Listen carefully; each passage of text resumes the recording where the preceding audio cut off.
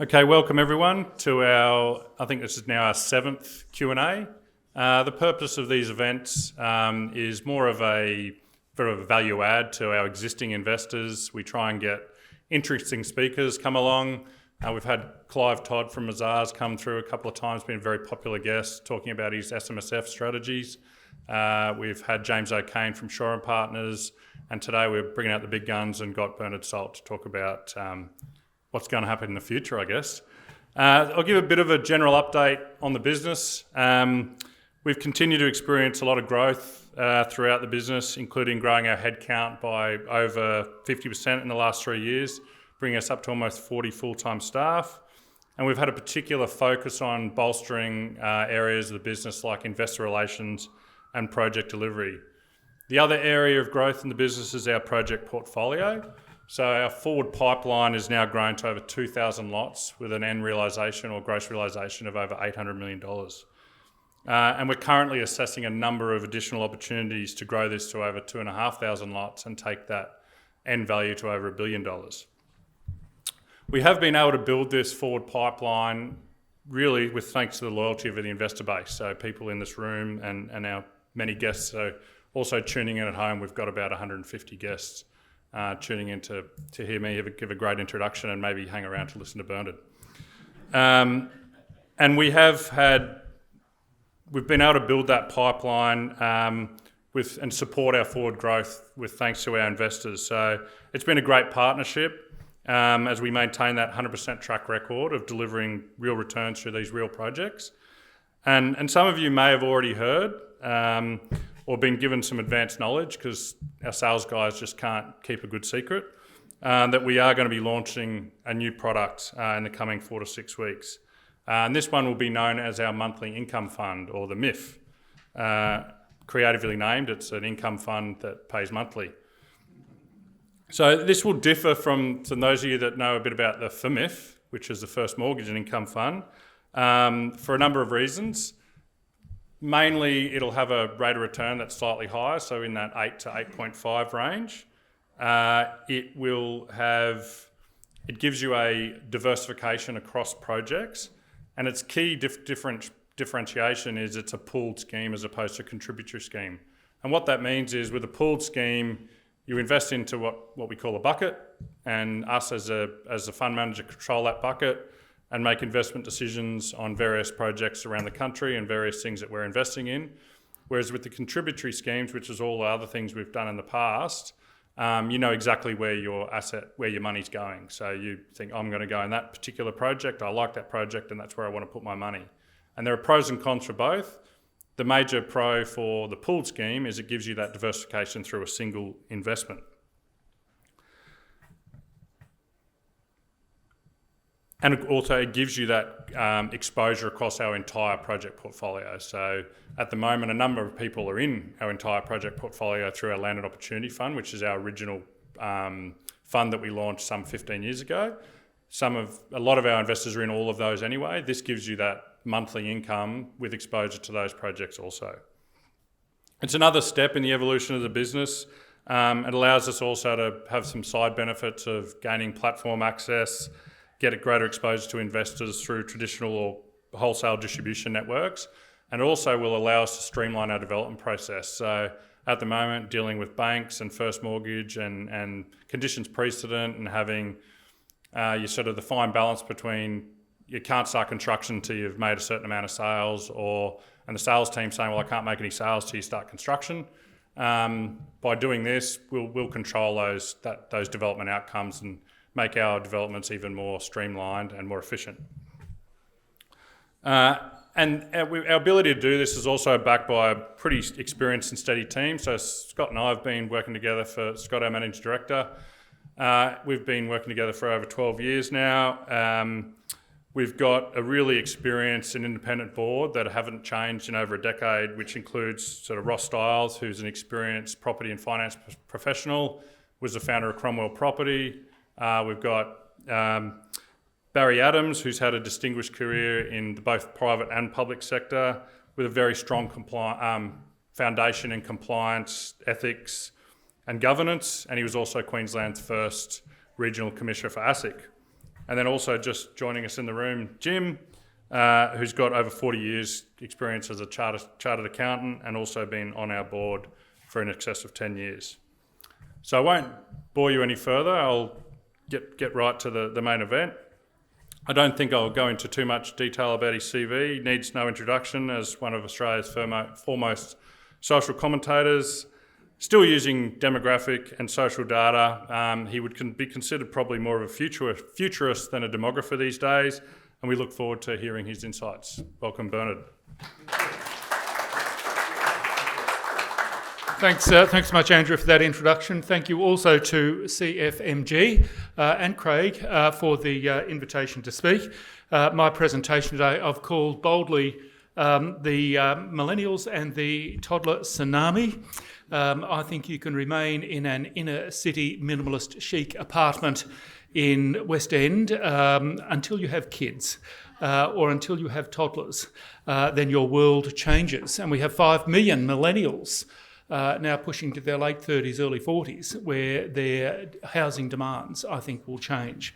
I want to start by taking a really big picture perspective and look at where Australia sits in terms of how rich we are. Do we have the capacity to buy houses anymore? Here is, in fact, data released by the International Monetary Fund in October last year. It's actually part of a league table of 195 countries on the planet, showing their GDP, or economic output, in US dollars for last calendar year. And I show you the top 15 of those countries. I will go immediately to number 14. We might be 27 million people on the Australian continent, or just 27 million, but we are in fact the 14th largest economic force on the planet. Not a bad effort for 27 million people.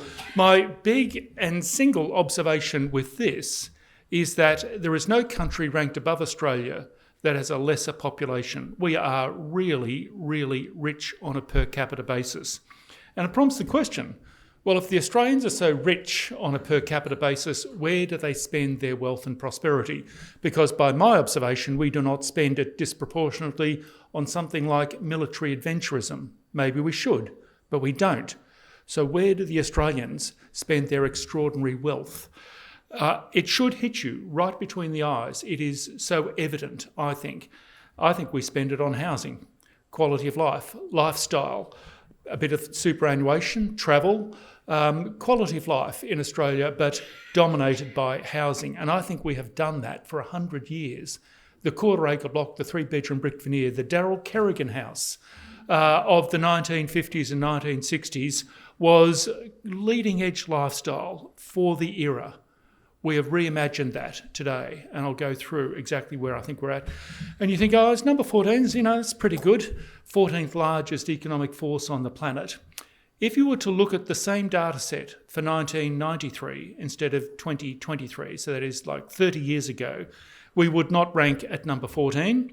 We would rank at number 24. We have ratcheted up the rankings relative to other nations. This is as a consequence, I think, of globalisation. We sell stuff overseas and that money washes across the Australian continent and we spend it at Bunnings and on houses. That's the model. Like it or not, whether you agree with it or not, that is our obsession, I think. Let's take this further, and I want to take you to America and then back to Australia. I want to show you the 10 biggest businesses or most valuable businesses in America today. This is based on market capitalisation, so these are publicly listed companies. Market capitalisation is where you take the share price, multiply it by the number of shares, and you get a theoretical value of a corporation. If you want to buy Microsoft, you need more than $3,000 billion US to buy it out. And you can get this off the net. The value add that I've put onto this is I have worked out the foundation year of every one of these businesses and put that in brackets. When you look at the top 10 businesses, 8, arguably, of the 10 biggest businesses in America today were founded within a single generation. Bill Gates was 20 years old when he founded Microsoft in his parents' garage in Seattle. And look at it today. This is why America is the most powerful economic, corporate and military force on the planet and in history. It has an ability to create companies at scale and project them globally. Not one of those businesses were founded by government. Let's compare that with Australia. Anything the Americans can do, we can do better, we think. I get it. America is 13 times bigger than Australia, so our figures are going to be 13 times smaller when I put them up. Here is the Australian comparison. And there's a couple of things that will hit you right between the eyes. There's only 2 founded in the 21st century, and quite a number founded prior to Federation, prior to the First World War. In fact, the biggest, most valuable company is, of course, BHP, and it's the biggest mining company on the planet. And I kind of get that. We control the resources of an entire continent. If we can't develop corporate assets to exploit the resources of the Australian continent, then we need to give the game away, in fact. So you kind of expect a BHP or the biggest mining company on the planet to be based in Australia. But my question here is, why isn't there an agribusiness business in the top 10? I actually think there was likely to have been 40 years ago with Elders, but it stumbled and we never quite recovered from that. There's a couple of holes when I look at this. Number one is I think we need to develop a culture of admiring entrepreneurship and people who take risks. And we actually have that culture rewarded. When was the last time we identified an Australian of the Year from the business community for their ability to create something out of nothing? It's good to their environment, good to their employees, pays their taxes, does everything right. I think we need to get to a space where we actually reward entrepreneurs for effort, and showing a pathway forward is my point. And I think that hopefully that strategically is somewhere we can get to within 20 years or so. Let's bring it back to Australia. I love these big, high altitude, swashbuckling views of Australia because in this map, it's very simple, shows areas of population growth in blue, population loss in red between the year 2000 and 2022. What have the Australian people done with the Australian continent thus far in the 21st century? It's an incredibly powerful map. I think the Australian people are talking to us through this map. They're telling us about their obsessions and their priorities. In the last 22 years or so, we've added 7 million people to the continent, 4 million from overseas, 3 million locally, and we've shoved them into the blue bits. And we've scooped up about 500,000 from the red bits and put them into the blue bits as well. What does that say about the Australian people of our time in history? Because I think it says a lot. This lot are obsessed with lifestyle. Up the coast, down the coast, sea change, tree change, metropolitan living is important to the Australians. In the last 22 years, we have had the biggest resources boom on the Australian continent since the Ballarat gold rushes of the 1850s. In previous gold rushes, we created new towns in the interior, Ballarat and Bendigo and Broken Hill and Mount Isa and Roxby Downs and Kalgoorlie and Karratha, arguably. In the most recent resources boom, 2008 to 2012, bigger than Ballarat, or as bigger as Ballarat, we created not one new town. What we did do was to create a new life form, the FIFO worker. You can go to Brisbane Airport and fly directly to Karratha today. Why would we do that? We would do it because we're obsessed with lifestyle. Up the coast, down the coast, sea change, tree change. Develop a business, commit an investment to a project that endorses, embellishes, supports core Australian values. I think Australia's map will look like that in 50 years' time because we're obsessed with lifestyle, coastal living, in fact, is my point. Or city living, or city edge living, or in the lifestyle zone that's emerging around the edges of our capital cities, in fact. And that is exactly the playing field of CFMG when you look at it like that. Right place, right time in history, aligned with the values of the Australian people. So in my world, you got to have the demographic wind at your back, is my point. Let's take this further and look at this concept again over time. Here are the 20 biggest cities on the Australian continent at the 1954 census. Bob Menzies was the Prime Minister, 9 million people on the Australian continent. The baby boom was underway at that time. Kalgoorlie was the 20th largest city in Australia. Ipswich was a separate city to Brisbane in 1954. Blue Mountains was a separate city to Sydney at that time. When I look at the top 20 cities, what has Brisbane's got, like 500,000 people. And you think, when I look at that, I see sort of a colonial, wool-based, mining-based outpost of Britain. It was probably right back in 1954. Let's just magically move ourselves forward 70 years to today and see what that looks like, and see where you should have invested back in 1954, or where your parents or grandparents should have invested in 1954. 7 decades later, and the population has trebled through immigration largely. City number 6 did not exist in 1954. We willed it into being because of our obsession with lifestyle. We had to have a version of Miami emerge in southeast Queensland. So 750,000 people just pop up, and then the Sunshine Coast and Cairns and Coffs Harbour and Port Macquarie and Mandurah in the west, and Bellarine Peninsula and Mornington Peninsula and the Surf Coast and Central Coast and Victor Harbour all just burst into being. And you think, that's all very interesting. Imagine investing in Brisbane in, say, real estate of some sort, commercial, residential, whatever it is, in 1954, and then 70 years later, check how you're going. It's been a 5-fold increase in the population in that city alone. This is my point. Right place, right time in history. Would you invest in Australia? Would you invest in their capital cities? Would you invest in residential?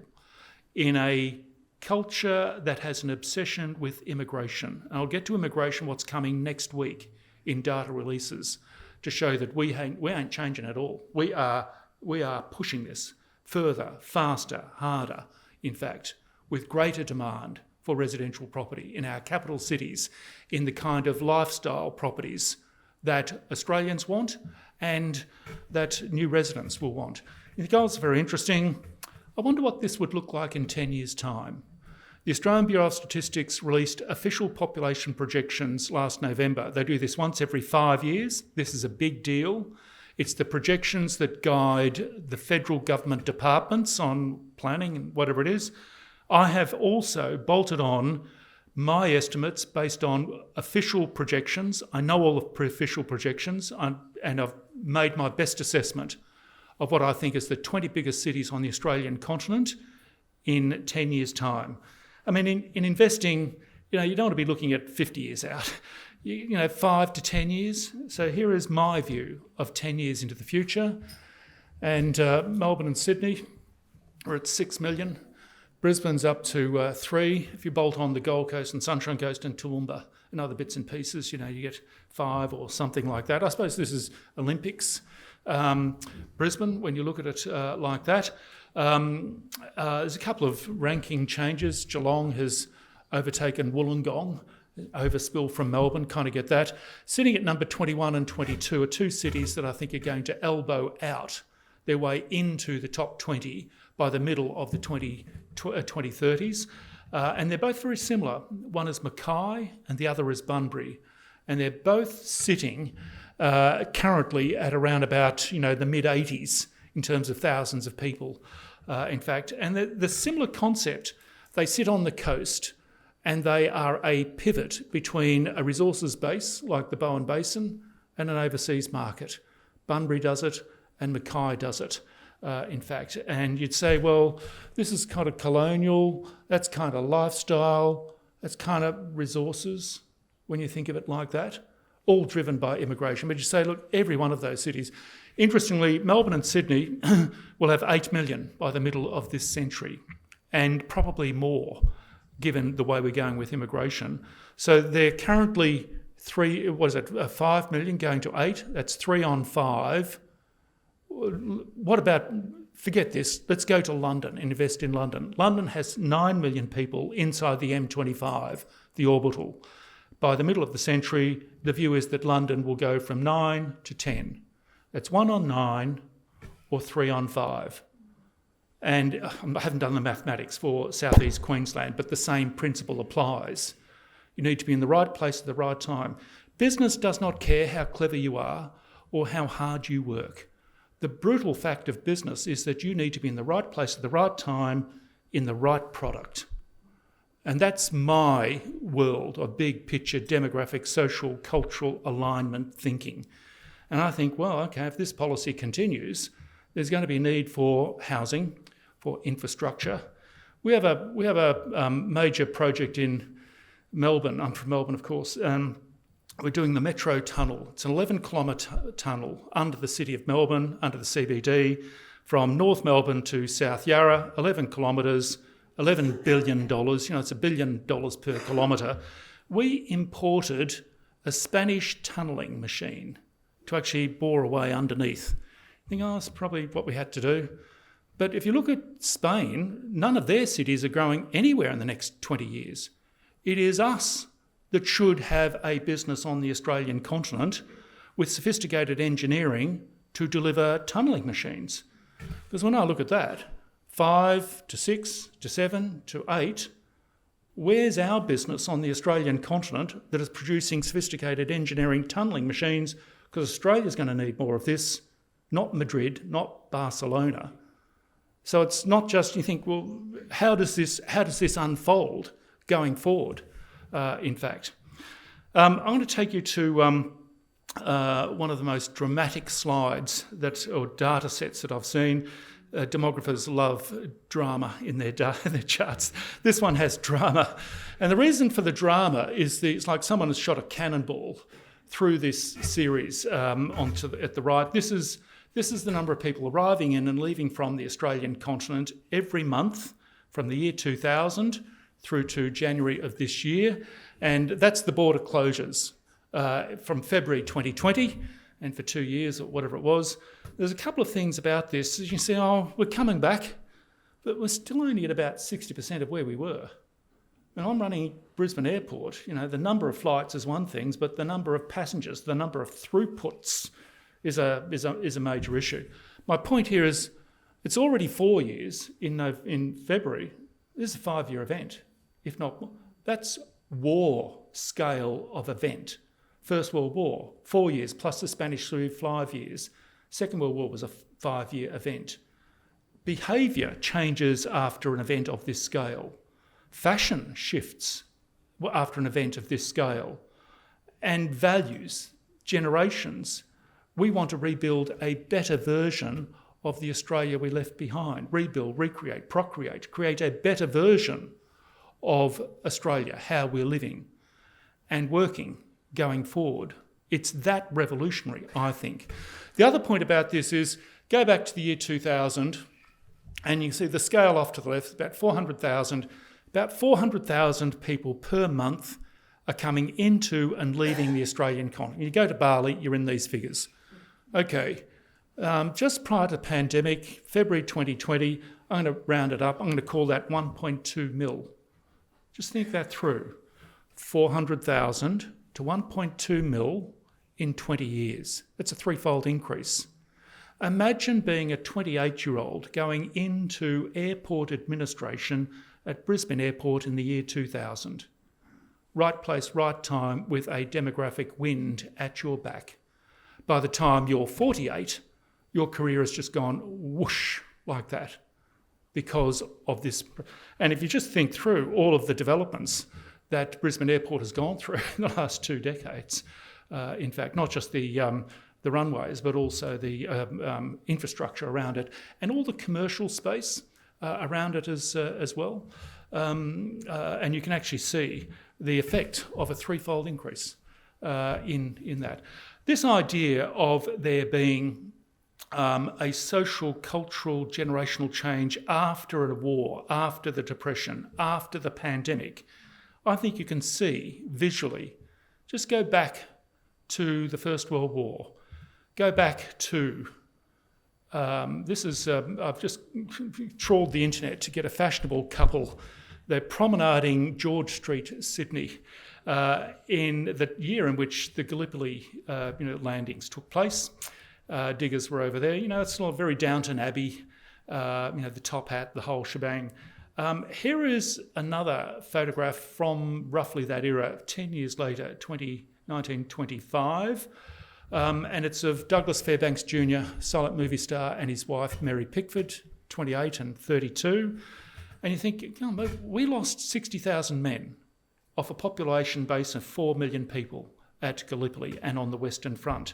Surely the 1920s is a period of great sombreness when you think about it like that. Every family was touched at that time.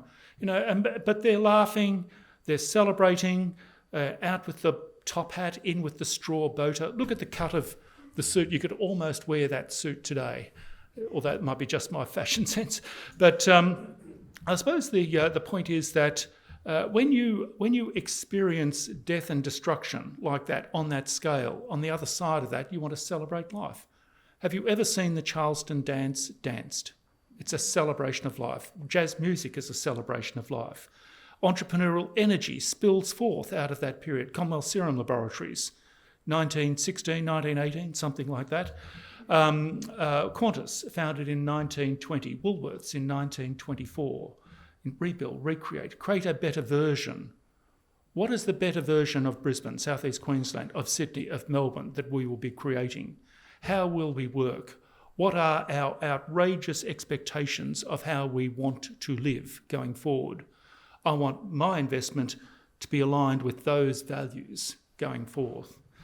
You can't be in the business of demographics and not have cool acronyms like yuppies and dinks.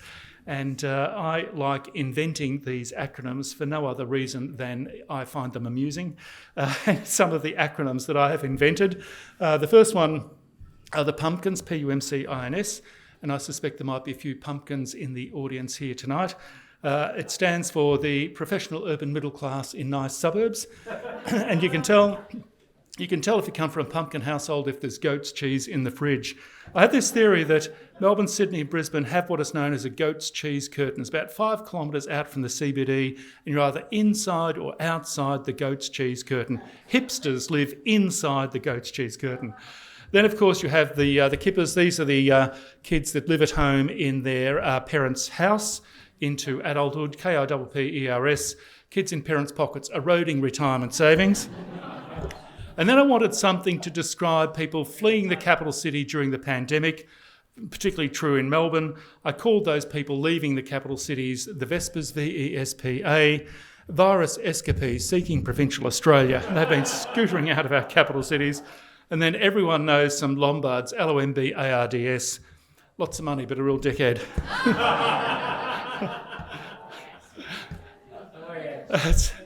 Let's move on to the ethnic composition of Australia. So we had a census in 2021. Here are the results. The top 12 ethnicities in Australia. If you weren't born in Australia but you're resident here, you're in these figures. So, the 10-pound poms at the top, the Indian population. Here's the rate of growth over the last 5 years. So what is rising, what is static, and the Indian population increased by 50% in 5 years. Is that 10% per year on a population base that's about the same size as the Gold Coast, roughly? I mean, demographers get excited when the Gold Coast grows by 2% a year. The thing with the Indian population is that they're extraordinarily aspirational. They want a piece of the Australian dream. Yeah. When you're next in Melbourne, come in via the airport through suburbs like Tarneit and Truganina, where you can buy a double-storey first home. It's got a 7 in front of it. And they take a photograph of themselves, their partner, their car, their dog and the house, and they'll put it up on Instagram and for their family back in India. I want a piece of that. The other point about this is that it has... And they play cricket too. The other point about this is that it's growing so rapidly.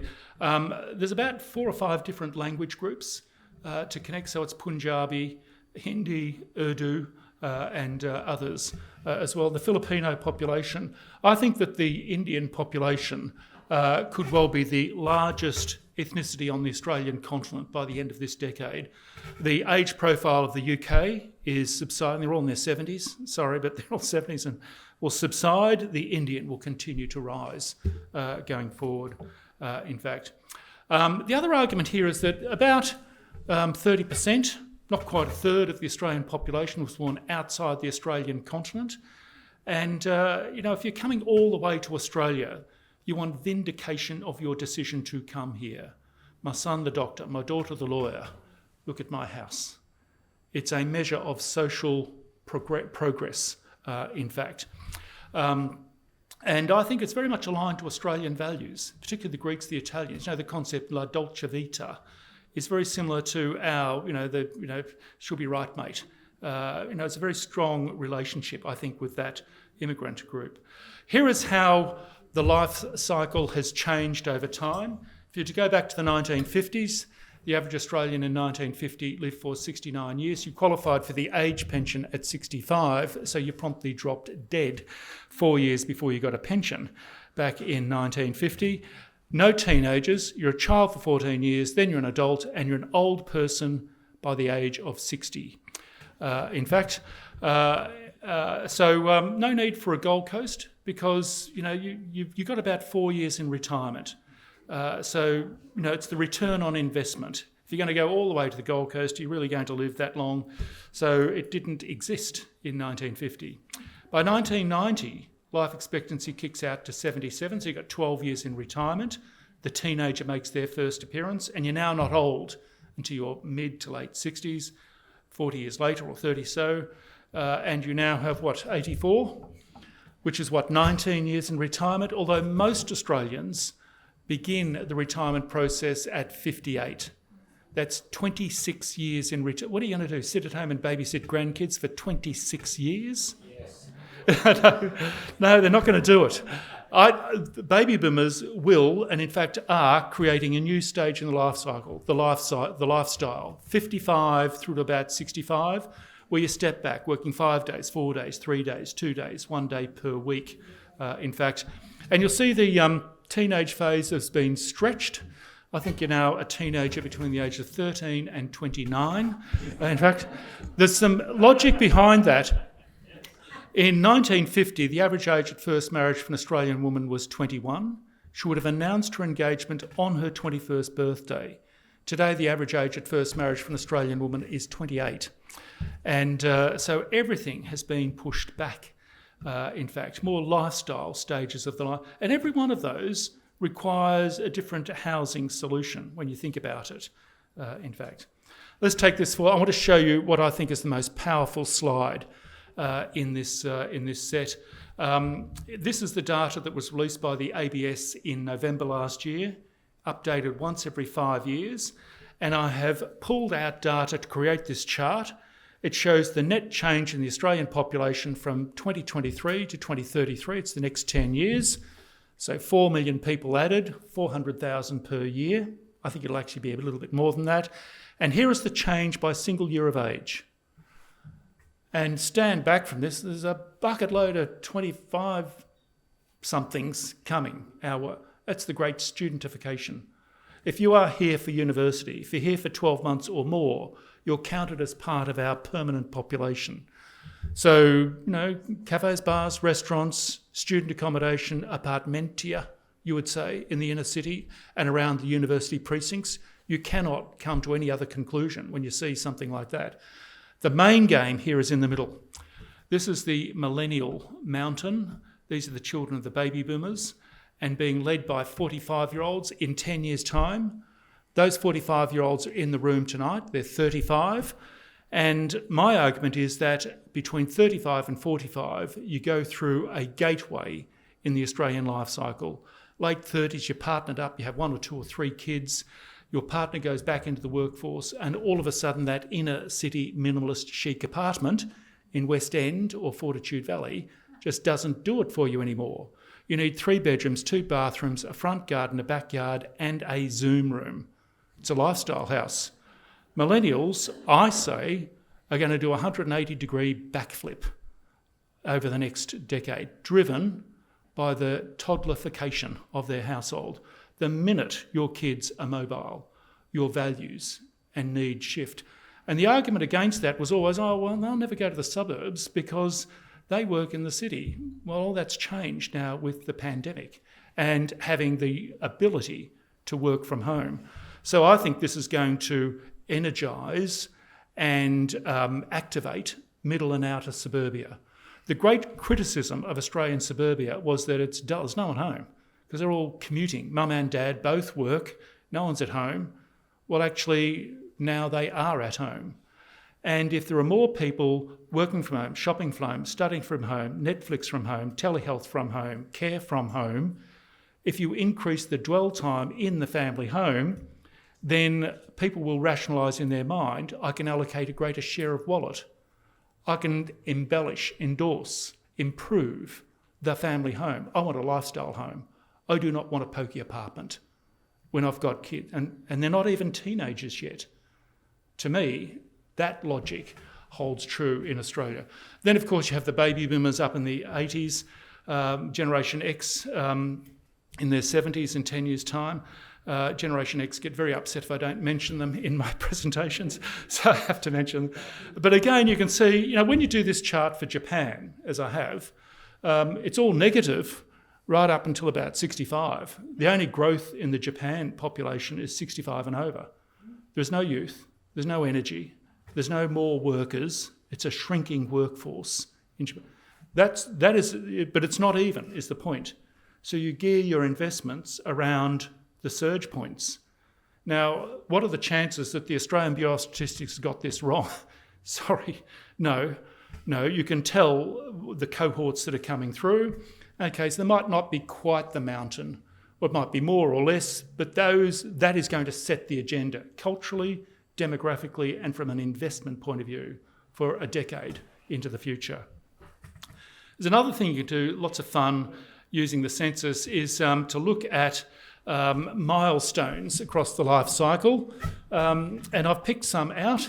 There's a question at the census: what is your relationship status? 23-year-olds are most likely to say that I'm in a de facto relationship, so you need lots of apartments. The time when you get married typically is 28 these days, not 21 or 22. 50% of the Australian population say that they own their own home at the age of 32. And at 43 is the year in which most Australians working full-time earn most income. So millennials are in their mid to late 30s, they're moving towards 45, and they're going to pass through peak income over the next 10 years, 5 years in fact. It's like an alignment of the planets. And so as you approach 43, you'll think, I want my lifestyle home, I want my forever home, I want my trophy home. And it's got to be a family-based home, in fact. And they might even ask mum and dad in their 70s and 80s for an early inheritance in order to achieve that, in fact. How are we going? Do I need to do something? Am I doing something? No? With the microphone? No? Okay, right. Just after you've got your trophy home at the age of 43, then you run into divorce at 46. Most popular age of divorce for a female in Australia is 46. For males, it is 52. At 55, you see a sudden drop in dependent children at home, so you can sell up the family home, move up the coast or down the coast, go on a Rhine River cruise, whatever you want to do. At 57 is the time when peak care in an unpaid capacity is recorded. When you look at it across the age profile, it rises and rises, reaches a peak at 57, and then it plummets. Why would unpaid care plummet at 58? Because the 57-year-old is typically a female caring for mum or dad who's 87. And then it drops after 57 because mum or dad die off, in fact. And that's when you get an inheritance to change your property, upgrade your property, pass on to the kids, something like that, go on your tour. In fact, 65 to 78 is the great contentment. There's a new question asked at the census, do you have a long-term mental health condition? And there's a time, it sort of peaks in the 20s, social media and relationships and whatever, and then it plummets. Concern about anxiety and depression plummets at the age of 65. The minute you leave work, all your anxiety and depression just absolutely leaves. It is measured by the census, and it remains that way until about 78, 79, and then it skyrockets. The average age of death for an Australian male today is 79. It's the loss of a life partner, in fact. The time in the life cycle when you're most likely to believe in a God of some sort is 88. The closer you get to God, the closer you get to God. It might also be hedging your bets, you sort of see the end. And then at 93, again on that mental health concern, people spend their 90s, 20% of the population report anxiety and depression. I think we can do better for our 90-something cohort, in fact, going forward. Just speaking on that, I want to show you over 100 years the number of people added to the 85 plus demographic. So this is like nursing home property as an example. This is the frail elderly, and it's 1970 on the left through to 2070 on the right. This is the first 50 years. Here is the net growth in the 85 plus bucket. So if you are the Minister for Aged Care, it's kind of a big deal. And you think, about 10,000, 15,000 people per year added to the 85 plus bucket every year, and we have to cope with that. More tax, more services, whatever it is. Here is the next 50 years of growth in the 85 plus bucket. It's the next 6 years. And in 2032, it peaks because the first baby boomer ever invented in 1946 turns 85. And at 85, I'm sorry, you might be independent living at home, but there is a point at which the family says, Mum, Dad, really, sell up, go to a home, we will look after you, whatever it is. A lot of homes will come on the market at that time, hopefully picked up by millennials, in fact. But this is a major shift that will transition in the next 6 years or so. I also thought this chart was interesting, which I extracted from the most recent census. It shows the top 20 warehousing precincts on the Australian continent. The whole shift to online retail means there's demand for commercial product based on warehousing, like fulfillment centres for Amazon. You think, the biggest employment centre for warehousing, big tin sheds basically, is Dandenong in Melbourne. Get that? Brisbane Airport, number 2. My point about airport precincts, airport property, airport-aligned industries and businesses, when you go from 400,000 a month to 1.2 million per month. Now, every time I go to Tullamarine Airport in Melbourne, I swear Melbourne Airport is growing closer to the city, just more airport-aligned products and services and property. When you look at it there's a couple in Brisbane. In fact, the airport, Acacia Ridge, of course, and even Brisbane City. If they can do this actually for a number of, I've done it for warehousing, I've done it for health precincts at an Australia-wide level. Just a couple more slides to go. In fact, one of the great shifts, cultural shifts that has taken place during the pandemic has been the great appification of the Australian consumer behaviour. We use apps rather than call centres. Here are some of the apps that we've downloaded during and before the pandemic. Every Australian's favourite app is sitting slap bang in the middle, the COVID Safe app, which we were implored to download by the Prime Minister in April 2020. It was going to save us from the pandemic. I read somewhere that it cost $22 million to develop and that it identified 6 people with COVID. You think the Australian response is, look, they were damned if they did, damned if they didn't. It was a bad mistake. Forget about it, shake it off, move on. Looking back on it, I actually think that it was a great investment. And here is my logic. When the Prime Minister said, because of the pandemic, we want you to download this app, every baby boomer in Australia said, oh my dear, My goodness, the Prime Minister is saying to download an app. No worries. What's an app? How do I download an app?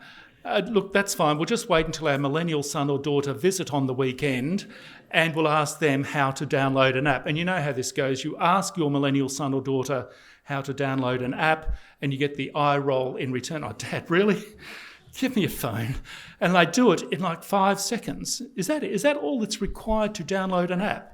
Can I now upload my COVID vaccine certificate, my MyGov account? Can I open an Amazon account, in fact? $22 million to teach 22 million adults and others how to download an app was a brilliant investment, in fact.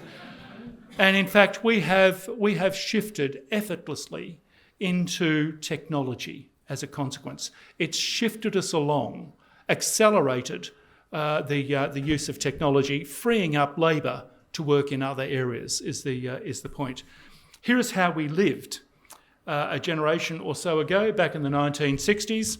This is a quarter-acre block, 1,000 square metres. Mum and dad, 4 kids. Dad works, mum's a housewife. That was the term at the time. This was considered to be cutting-edge suburban lifestyle back in the 1960s. If you wanted to visit this house, you'd go up the pathway onto the porch. It was called a porch. Then you turn right into the lounge room. The lounge room was a modern incarnation of the parlour. The parlour was the good room. The good room was where you entertained guests and suitors. Suitors never got near a bedroom back in the 1960s. Very different today, I can tell you. And then off to the side is a mahogany side stand with a silver tea service. And the purpose of that is to showcase the wealth and the prosperity of the people that run this household. Compare that with how we live today. After 30 years of globalisation, what are some of the richest people on earth who are housing obsessed? What do they do with that quarter-acre block? How do we live? How do you live today? Because I say it looks like this. It's not 1,000 square metres, only 550 square metres, but it is 4 bedrooms, not 3. It's 2 bathrooms, not 1. It's 2 income earners, not 1. And it's 2 kids, not 4. If you were to visit this house, you wouldn't be taken to a good room at the front of the house. Now, we've put the good room at the back of the house because we want to drag you right through the house to showcase our wealth and prosperity. So for the first time in history, guests are now taken right through the house, past the open doors to the bedrooms, which means the bedrooms must now be glimpse perfect. And this has led to the pillowification of the bedroom over the last 20 years. Not 2 pillows, not 4 pillows, but 6 pillows, plus a little square cushion that is set to diamond effect exactly in the middle. I don't know what happens if you square up that diamond. No male has ever been game to touch that cushion. And men can never get the pillow architecture right. You grab the big square cushions, they're called European pillows, by the ears, you fluff them up, you drop them into position, then you karate chop in the middle to give it this perfect V. This is as important to us today as was the silver tea service a generation ago. Then you take your guests and you mill around an island bench. The island bench must move up market. It's now a marble, Italian marble in waterfall style. Rising out of the centre of it will be a silver German gooseneck tap. Tapware is now the new silverware, in fact. And the back veranda has been Mediterraneanised by the Greeks, the Italians. It now goes by the very sophisticated Italian name of al fresco, in fact. And of course, the fourth bedroom is being given over to what real estate agents are now calling a Zoom room. Darryl Kerrigan had a pool room, we have a Zoom room. I reckon I could find this house in Beenleigh in Brisbane or Caboolture, or I reckon I could go to the suburbs of Dubbo and find this house. That must mean that there is a common ideal of how Middle Australia wants to live. And there must be enablers of this house in every one of those places. Bed, Bath and Table, Barbecues Galore, Bunnings, Harvey Norman. This is the ideal of what Australians want when they have a family. And we have 5 million millennials sitting in apartments with toddlers. Where are they going to go? They have parents who can help them buy a house and they can Zoom it in. Put all that together and you would say, slap bang in the middle of middle suburbia or on the edge or in this lifestyle zone, which is exactly where you're investing at the moment. That's my argument for this. It's not a popular argument. People want to hear about densification and apartment living going forward. I say that is at odds with core Australian values, in fact. En masse, there'll always be some people doing that, but I think en masse we'll see this relentless pursuit of lifestyle going forward. I won't go through all of my points. I'm very happy for my slides to be made available in a PDF format. I'll just politely ask that they not be put up on a publicly accessible website. Behind a password is fine. Finally, I can't seem to go anywhere these days without talking about smashed avocado. So I'm going to tell you the story about smashed avocado. I have a column in the Weekend Australian magazine, and 6 or 7 years ago, I wrote a column. It was a parody on baby boomers wandering into a hipster cafe and moaning to each other. And I made the point, as a baby boomer wandering into a hipster cafe, you complain that you can't read the menu because the writing is too small, you can't hear yourself speak because the music is too loud, you can't sit on a milk crate because that means your bottom is low on your knees and you can't get back up again. Then you secretly whisper to each other, because you could never say this out loud, look at all these young people eating smashed avocado, shouldn't they be saving for a house? It was all done as a parody on middle age. Of course, Twitter came along, took just that comment about young people and said, Bernard Salt said this about young people, what do you think about that? And without the context, it didn't look good. I saw that, that was me, I saw that tweet go live at 6:27 a.m. on the Monday morning. By 10 a.m, I was fielding calls from the BBC in London. This thing went global, viral and feral absolutely immediately. It made the newspapers in Caracas, Venezuela. I was pretty impressed with that. I especially liked the memes that surfaced about 3 days later. This one in particular. I stopped eating smashed avocado and now own a castle. And you think, I guess like 7 years ago, surely the Australians have let this go. Not so. About 3 years ago, someone sent me an anonymous email with a photograph attached that suggests that Australians are never letting go of the smashed avocado theme. And the photograph was of a defaced or graffitied road sign 13 kilometres outside the Victorian township of Avoca, which shows that Australians are never letting go of this theme. Here is that road sign.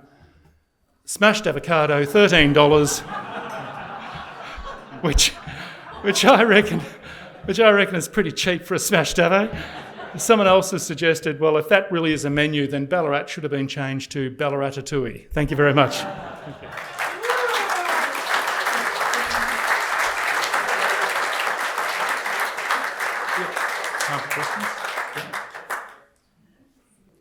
We got time for questions? I am sticking around for dinner. Any thoughts, observations? Just call it out. Yes, call it out and I'll repeat it. The Olympics. The Olympics will be good for Brisbane, for South East Queensland. But just as with Sydney, will there be all sorts of drama in the lead up to it? Will we be ready? Will it be over budget? Will be the mad scramble at the end? And I'd say, well, it wouldn't be the Olympics if that was not the case. But I think it's a tremendous opportunity for big picture pieces of infrastructure in South East Queensland. And I'm particularly looking forward to the hard rail line up the Sunny Coast line, hopefully up to the airport. Would they get all the way up to the airport is another thing. So I think there is an opportunity here to actually to secure big picture pieces of infrastructure that will take South East Queensland from 3 million to 6 and even 7 million for the second half of the 21st century. When you look at world population actually flattens out in about 2070 and then starts to decline. The Australian population, according to the UN, continues to rise right through the 21st century. So building, construction, infrastructure, heavy engineering associated with that would be a business to be in. World population is going from 8 billion today to 10 billion in the next 40 years. So it's a 25% increase.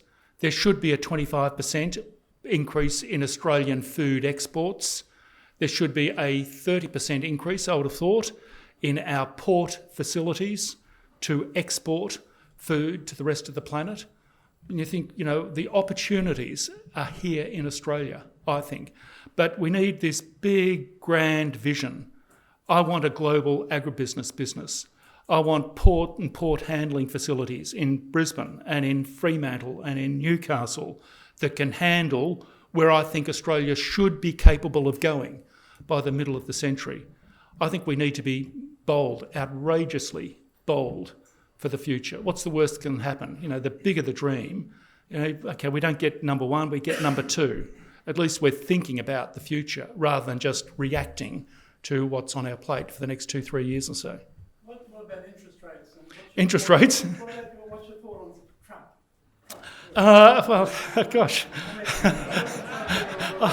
I could claim the demographer's excuse that's outside my area. Look, I really don't know.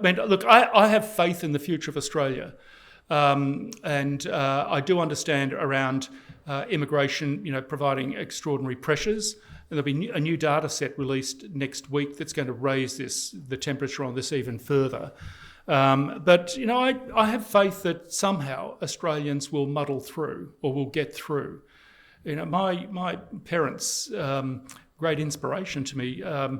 Dad fought in the war and got married in 1946. They lived in a share house, what we would call a share house, with another couple. So two young married couples in each in different bedrooms, and an old lady that ran the house.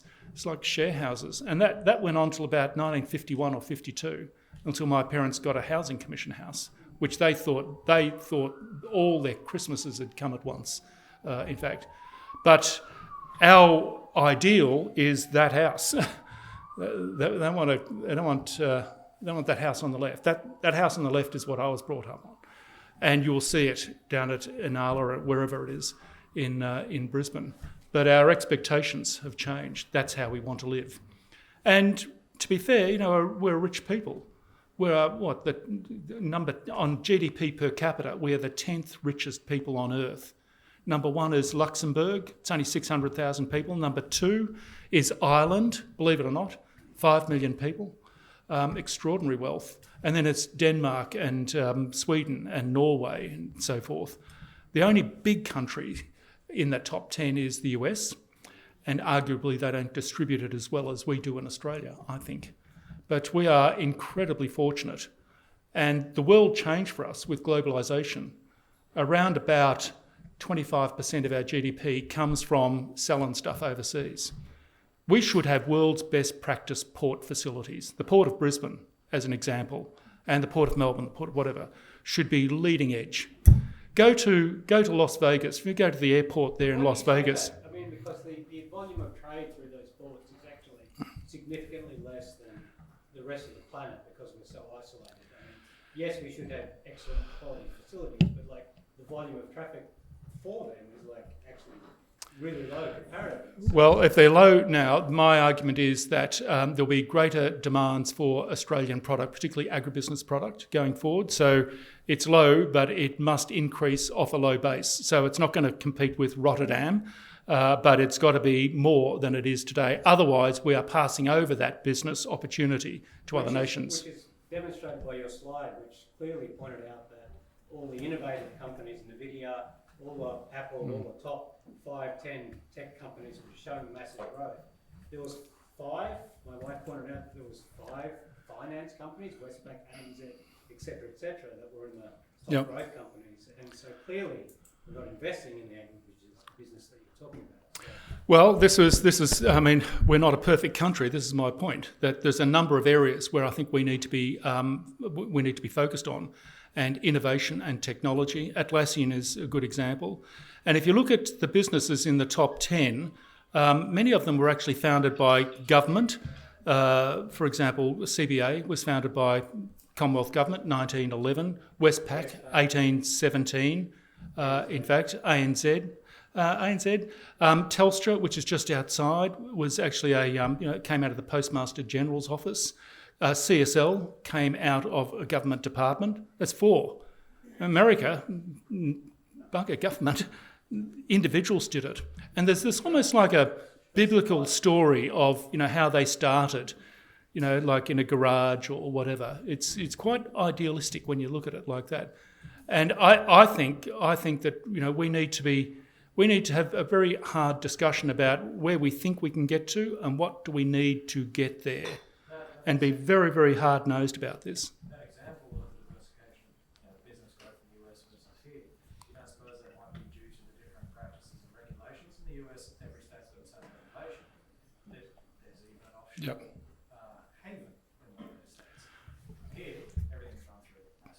Well, it could be. Well, if there is too much centralised red tape, then this is part of the discussion that I think we need to have. Do we have the corporate infrastructure assets here to capitalise upon the businesses that are going to deliver wealth and prosperity to the Australian nation going forward? The other observation I have about that slide, the top businesses. If you do that for every country, as I have, usually in the top 10 there's an ExxonMobil, which is sitting about in the top 12 or 13, the equivalent in France and the equivalent in whatever.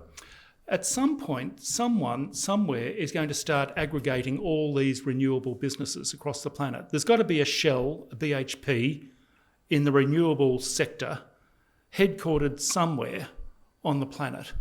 You think, oh, that's an opportunity. Well, what's too big for us? We'll leave it to the Americans. Well, yeah. Solar, wind, nuclear, uranium, lithium. You'd say, well, actually, it's not inconceivable that would be a business that the Australians could, if they thought boldly and ambitiously enough, could have headquartered here, in fact. Yep. The question I have is, where are we going to get these people to give us these bold and ambitious agribusinesses, ports, whatever, from? It certainly won't be from the politicians. Well, I live in hope that there will be a shift in thinking, that from the grassroots there will be a demand for big thinking, big, bold thinking. Now, you all see all these festival of bold thinking ideas and whatever it is. It's still not sufficiently grand enough. And what institutions in Australia actually do think forward? And in fact, the only one that I can think of is the Australian Bureau of Statistics, that delivers a 50-year vision of Australia into the future. Sometimes the Productivity Commission, the Intergenerational Report, but I think it needs to be more than that. And to me, that is an opportunity for the next generation of thinkers and doers to say, we should be having this visioning process every 2, 3, 4 years or so, about the time of the census, or if we had 4-year terms, about that time. Did you notice the other day that CSIRO, when asked to pull this zero net story together, did not even consider nuclear? Right. Yeah. That, Well. to me, says that CSIRO is out of step with some of the thinking. Well. Yeah. By the experts. Well, I don't think we've had a full airing of it. And this is the point. We need to be able to have difficult discussions on contentious topics without getting upset about it, basically. To me, that is the first step, being able to have the discussions. It's a bit like a dysfunctional family. Unless you actually have the mechanism by which all members can actually have a chat about what the key issues are, then nothing gets solved. And so facilitating discussion, having some sort of event where, on a regular basis, where you do actually tap the best minds, and you don't just go to the same people with the same, you know what they're going to say. I want really, really challenging stuff, like, why can't we have a BHP in agribusiness? Why can't we be a Shell or a BHP in renewables on the Australian continent? Why don't we have an engineering business capable of producing a drill to drill, or are we going to have to go off to the Europeans whose cities are finished? I can answer that one directly. Sorry? I can answer that question directly. What's The reason why we buy our stuff from China, Italy, US, at the end of the day, I can design a component for the drill rig. Here in Australia, it's cheaper for me to get it manufactured in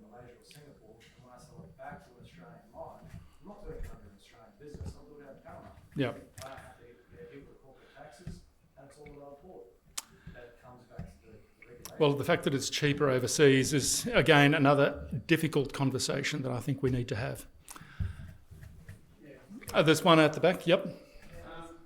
I'll just keep going until I'm told to stop, basically. You infer that there's no agribusiness in the top 10, and agriculture is so important in this country. What is your take on agriculture and its still as a demographic, and what do you do about it? Well, I mean, agribusiness is absolutely critical. If we go from 8 billion to 10 billion people on the planet, then we need to increase the food production, and you think, oh, that's fine, we'll just plant out all the unused arable land on the planet. Well, there is none, so we need to get higher yields over that time frame.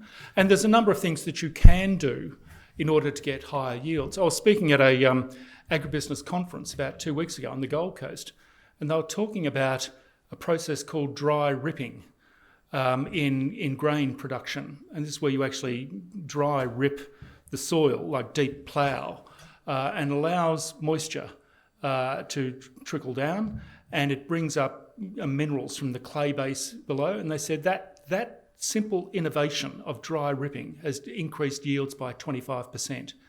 I think, brilliant changes like that. But look, at the end of the day, we should be able to increase our agribusiness business. I'd love to see a corporate asset based on the Australian continent that packages that and presents it to the world. Go to any of these regional cities around Australia, as I have done for the last 20 years, and usually in meat processing, abattoirs. Who owns that? Oh, that's the Cargill Group, which is a family business out of Minnesota. Why aren't we in Minnesota buying up their agribusiness businesses, in fact? And if it's not Cargill's, then it's JBS out of Brazil, or Saputo out of Canada in dairy, or Fonterra out of New Zealand. Fonterra was founded 24 years ago, by the aggregation of a series of dairy boards. We never aggregated our dairy boards. The West Australians wouldn't agree with the Queenslanders, wouldn't agree with the Victorians. We kept them small and snack sizable. And Saputo and Fonterra, thank you very much, I'll have that. That can go into a pension fund. Thank you very much. And you think, well, we're not competing as we should, I think. Again, difficult discussions. A lot of talent, a lot of natural resources, a capacity to accommodate vast numbers of people in a very harmonious society, extraordinarily unique. But there's a number of things that I think we need to do in order to take it forward. Great. Sure. Very good.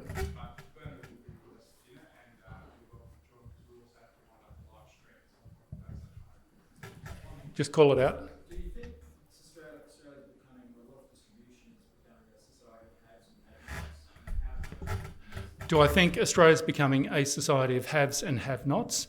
I do think that the housing issue is a major issue.